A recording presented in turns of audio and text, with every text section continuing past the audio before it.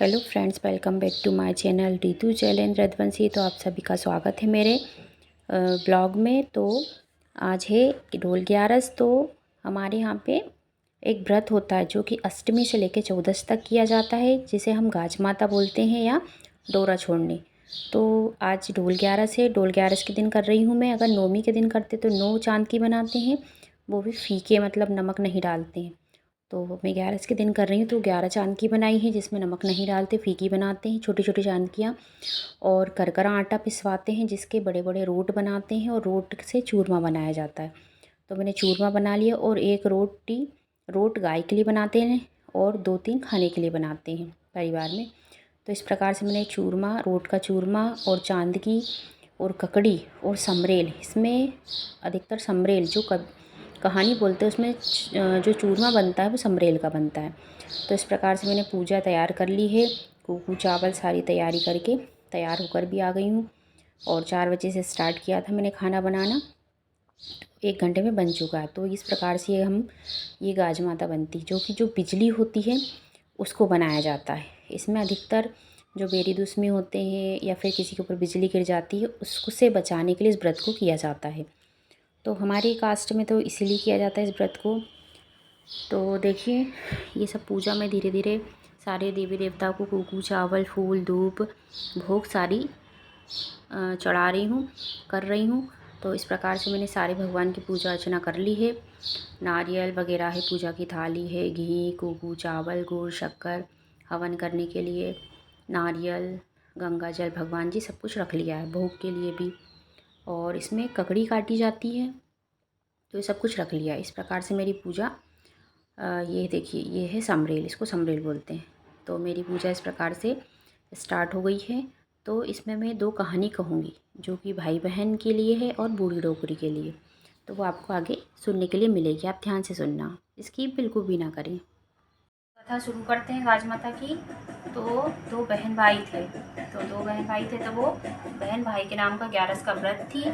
तो वो बोलता है, बोले बहन तू व्रत है तो मैं अभी आता हूँ घास के गट्ठे लेकर, पूरे भरो ना।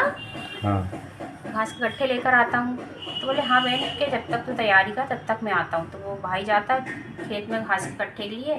तो जैसे ही वो घास के गट्ठे काटता है तो उसको मिलता है, उगरे भरो भैया। हाँ। तो उसको मिलता है सांप कि मैं तुझको खाऊं। तो वो कहता नहीं है बहन भाई के, मेरी बहन तो मेरे नाम का उपास है गाज माता का, तू एक काम कर, मेरे घास के गट्ठे में बैठ के चल, और मेरी बहन जब पूजा कर लेगी तब मैं तुझे घास के गट्ठे डालने आऊँगा मेरी गाय को, तब तू मुझे खा जाना। तो इस प्रकार से वो घास का गट्ठा बांधता है, तो वो सांप भी उसके गट्ठे में बांध के बैठ के आ जाता है। फिर भाई आता है, नहाता, बहन पूजा करती है और पूजा करती है। तो पूजा करने के बाद दोनों बहन भाई पूजा करते हैं। तो बहन जब पूजा कर लेती है उसके बाद में ये जो ककड़ी होती है, ककड़ी और ये चांद की जो होती है, तो बहन पूजा संपन्न करती है और कहती है कि हे भगवान, मेरे भाई के जितने भी बेरी दुश्मन हैं उनकी सबकी चपटी चपटी हो जाए।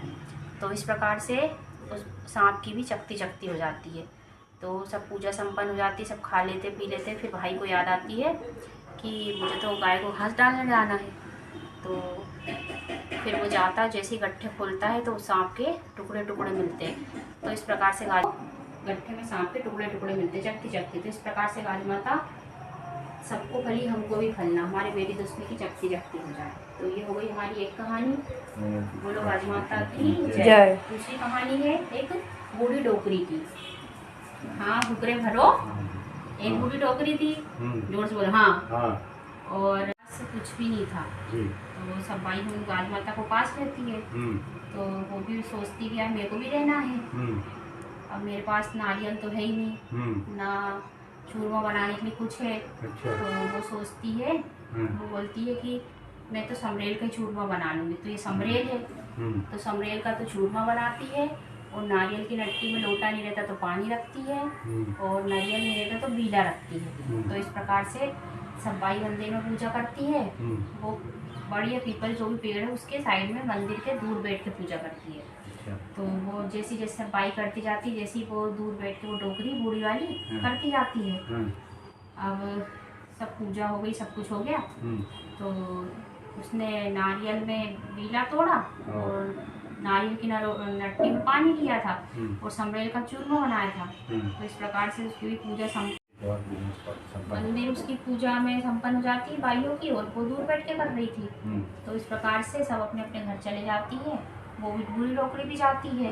अब बूढ़ी डोकरी के घर के सामने एक बीले का पेड़ था, तो वहाँ तो आलीशान महल दिखता हो जाती थी। कहती मेरा घर तो ये है ही नहीं, मेरा घर तो झोपड़ी का था और बीले का पेड़ था मेरे घर के सामने।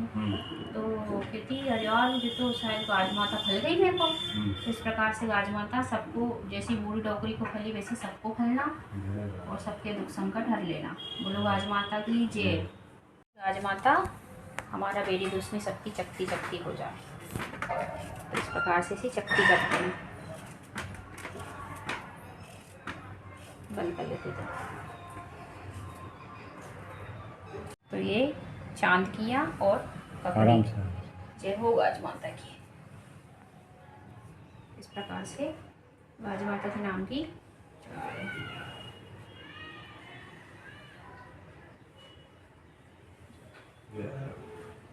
इस प्रकार से हम क्या करेंगे, आरती चूरमा भी चढ़ा दीजिए।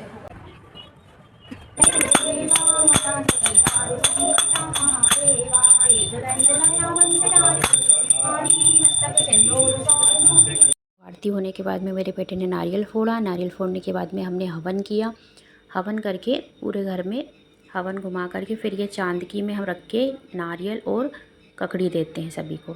तो इस प्रकार से मेरी पूजा संपन्न हुई। हमारे यहाँ ऐसी पूजा करते हैं गाज माता की, जो कि सारे दुखों से बचाने के लिए की जाती है परिवार के।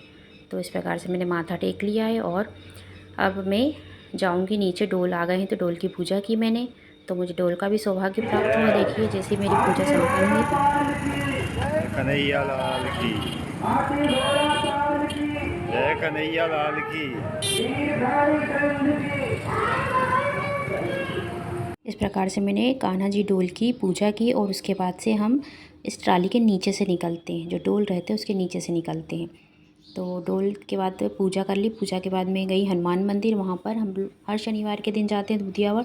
वहाँ पर मैंने दर्शन किए और रास्ते में हमें जो प्रसाद गाय को खिलाना था, जो रोट रहता है, उसको मैंने गाय को खिलाया।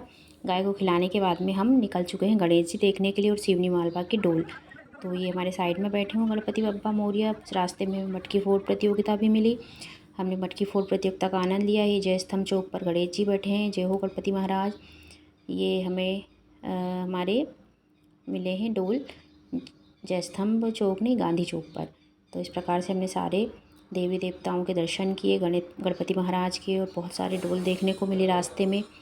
और हमारा जो सुनार गली है सिवनी मालवा, वहाँ पर बहुत ही अच्छी आदिवासी प्रस्तुति चल रही थी। देखिए प्रोग्राम वगैरह चल रहा था। ये गोंडी डांस है ना, राधा कृष्ण का डांस है, बच्चों का डांस है। तो इस प्रकार से हम फिर सिवनी मालवा देखने के लिए पहुंच गए थे। तो इस प्रकार से हमारा पूरा दिन, समय कैसे निकला पता ही नहीं चला। तो ये है मेरे ब्लॉग में। तो आई होप आपको मेरा ब्लॉग पसंद आया हो। ज़्यादा से ज़्यादा लाइक कीजिए, शेयर कीजिए, चैनल को सब्सक्राइब